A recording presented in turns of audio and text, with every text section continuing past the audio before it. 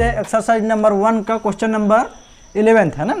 तो क्या दिया है, यदि किसी आयत का क्षेत्रफल 45x² + 30x वर्ग मीटर तथा उसकी चौड़ाई 15x मीटर है तब लंबाई क्या होगी। ठीक है, या इसी को क्या बोल सकते हैं, if the area of rectangle is 45x² + 30x square metre and its breadth is कितना है 15x metre, then what will be the length. ठीक है, तो हमको क्या फाइंड आउट करना है, लेंथ ऑफ रेक्टेंगल। ठीक है, लेंथ ऑफ रेक्टेंगल मतलब लंबाई आयत का। ठीक है, तो इसके लिए हम लोग क्या करते हैं, सबसे पहले लिख लेते हैं जो हमको क्या क्या गिवन है, क्या क्या दिया है। तो लिख लेते हैं दिया है बोल के, क्या दिया है, सबसे पहले दिया है आयत की चौड़ाई। ठीक है, चौड़ाई क्या दिया है 15x दिया है और ये मीटर। ठीक है, अब उसके बाद हमको क्या फाइंड आउट क्या करना है, आयत की लंबाई। यही तो हमको ज्ञात करना है ना, ये क्वेश्चन मार्क हमको क्या निकालना है, लंबाई ही निकालना है। अब हमको और क्या दिया है, आयत का क्षेत्रफल।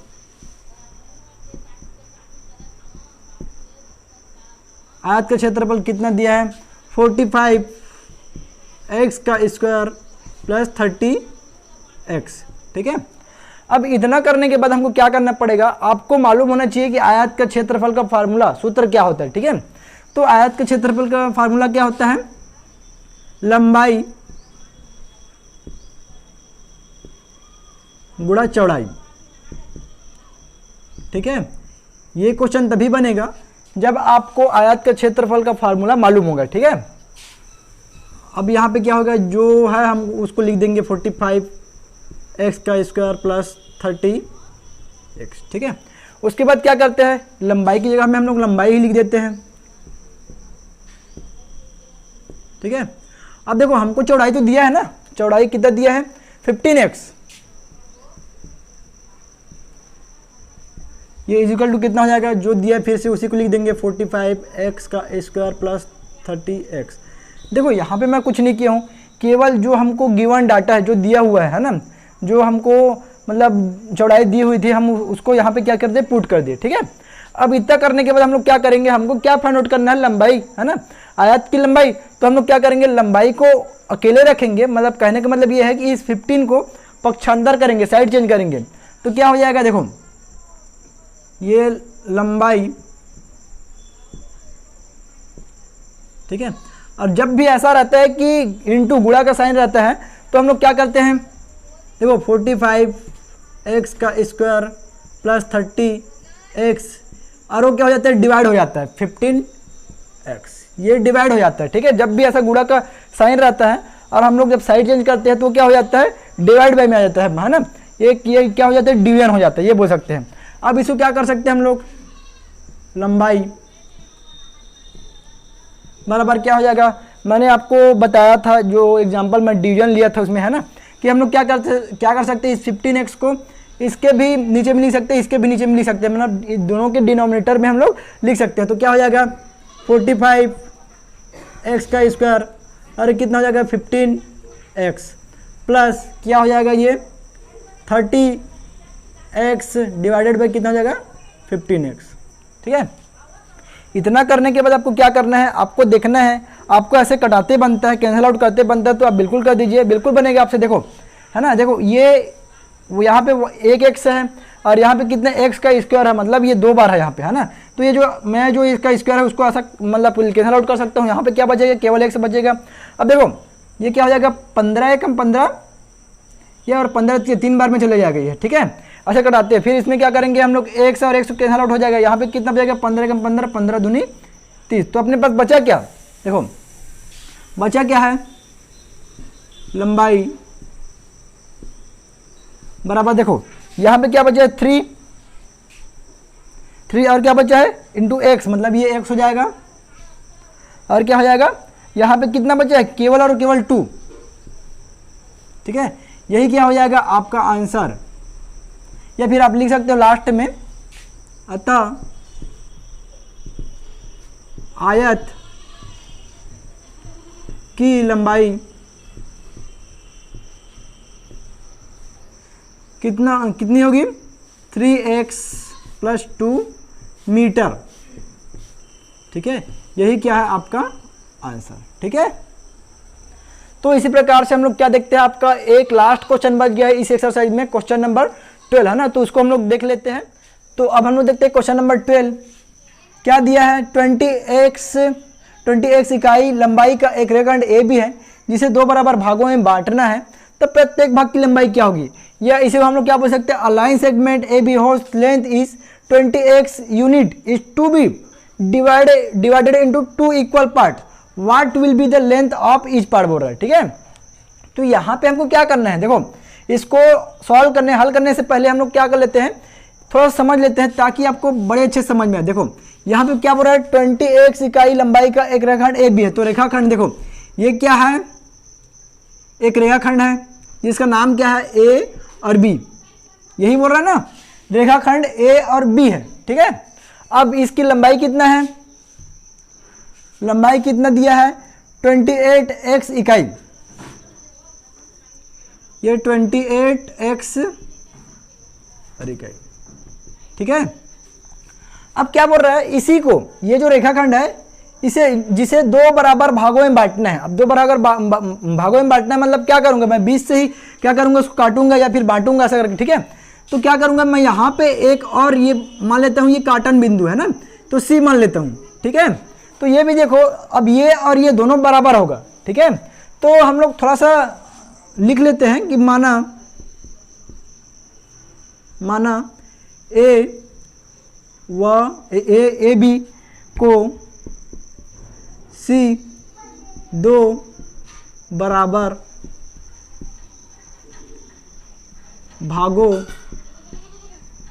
में बांटता है। ठीक है, तब क्या हो जाएगा, देखो अब मैं ये लिख सकता हूं क्या, अगर मैं इस ए बी की बात करूं, देखो ध्यान से देखना, अगर A B is equal to क्या लिख सकता हूं मैं, देखो ए सी प्लस क्या हो जाएगा, अगर ये मैं बी सी को करूं तो क्या हो जाएगा, ये बी सी, तो दोनों को अगर मैं जोड़ दूंगा तो क्या आएगा, ए बी ही आएगा ना, ए बी ही आएगा। अब यहाँ पे देखो क्या बोल रहा है कि मैं इन दोनों को बराबर भागों में बांट रहा हूं, बराबर भागों में मतलब ये और ये दोनों बराबर हैं, तो मैं क्या लिख सकता हूं, प्रश्नानुसार मतलब प्रश्न के अनुसार। ठीक है, तो यहां पे देखो ए और सी, ए सी इज इक्वल टू क्या हो जाएगा, बी सी। ठीक है, ये क्यों हुआ, देखो वो खुद बोल रहा है ना, क्वेश्चन में खुद बोल रहा है कि जिसे 2 बराबर भागों में बांटना है, तो 2 बराबर भागों में बांटूंगा तो ये और ये दोनों बराबर होगा कि नहीं होगा, होगा ना। ठीक है, तो अब क्या करूंगा, इसको इक्वेशन 1 मान ले रहता हूं, तो समीकरण 1 से तो मैं क्या करूंगा, देखो ये ए बी बराबर क्या हो जाएगा, देखो ये ए सी लिखूंगा।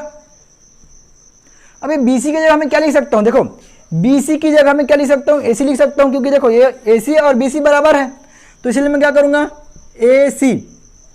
ठीक है, इतना करने के बाद हम लोग क्या करेंगे, देखो ये A B is equal to कितना हो जाएगा, ये देखो ए सी और ए सी, तो मैं क्या बताया था, इसके सामने जो वो क्या होता है गुणांक होता है वो जो है ऐड हो जाता है, तो ये क्या हो जाएगा 2ac। ठीक है, अब इतना करने के बाद क्या करेंगे हम लोग, यहाँ पे देखो जो ए बी की लंबाई कितना है 20x है, तो यहाँ पे लिख लेंगे, देखो ए बी की जगह में हम लोग क्या लिखेंगे 28x इज इक्वल टू कितना हो जाएगा, ये 2ac। ठीक है, अब क्या हो जाएगा, देखो मैं इस 2 को इधर साइड चेंज करूंगा, तो साइड चेंज करूंगा तो क्या हो जाएगा 28x divided by 2 is equal to कितना हो जाएगा ac। ठीक है, तो यहाँ पे देखो हम लोग क्या कर सकते हैं, यहाँ पे ये देखो 2 मतलब ये 2 कैंसल आउट और ये कितने बार में कैंसल होगा, ये 14। ठीक है, तो तो यहाँ पे देखो AC इक्वल टू कितना है यहाँ 14x, ठीक है। या ये जो AC क्या है, AC क्या है, ये आधे भाग की लंबाई है, आधे भाग की लंबाई है, तो BC इक्वल टू क्या हो जाएगा, इसलिए देखो जब AC इक्वल टू 14x है तो हम लोग क्या है AC इक्वल टू 14, तो ये BC इक्वल टू कितना हो जाएगा, इसलिए BC इक्वल टू कितना भी जाएगा 14x, है ना। तो हमसे पूछा क्या था, लंबाई उसकी क्या होगी, मतलब प्रत्येक भाग की लंबाई क्या होगी, तो हम लोग लिख सकते हैं अतः प्रत्येक भाग की लंबाई 14x इकाई होगी। यही क्या है इसका आंसर, ठीक है। तो आशा करता हूं कि ये आपको बड़े अच्छे समझ में आया होगा। अगर बिल्कुल भी थोड़ा भी आपको डाउट होगा बिल्कुल आप कमेंट बॉक्स में कमेंट कीजिए और बताइए कि आपको क्या डाउट आ रहा है ना, बिल्कुल हम आपके डाउट को सॉल्व करेंगे या बताएंगे, ठीक है। तो बिल्कुल जैसे कि हम लोग ने एक्सरसाइज नंबर 1 बड़े अच्छे से कंप्लीट किया, उसी प्रकार हम लोग कंटिन्यू आपके जो आगे में जो टॉपिक है और जो एक्सरसाइज नंबर है उसी को हम लोग इसी प्रकार से मस्त कंप्लीट करते जाएंगे। तो बिल्कुल आप अपने अधिक से अधिक दोस्तों को बताइए, है ना, कि यहाँ पे जो हम लोग चैप्टर को बड़े अच्छे से कंप्लीट कर रहे हैं। और अगर यह वीडियो आपको पसंद आए तो बिल्कुल आप लाइक कीजिए, अधिक से अधिक शेयर कीजिए और इस चैनल को सब्सक्राइब कीजिए, ठीक है। Thank you very much.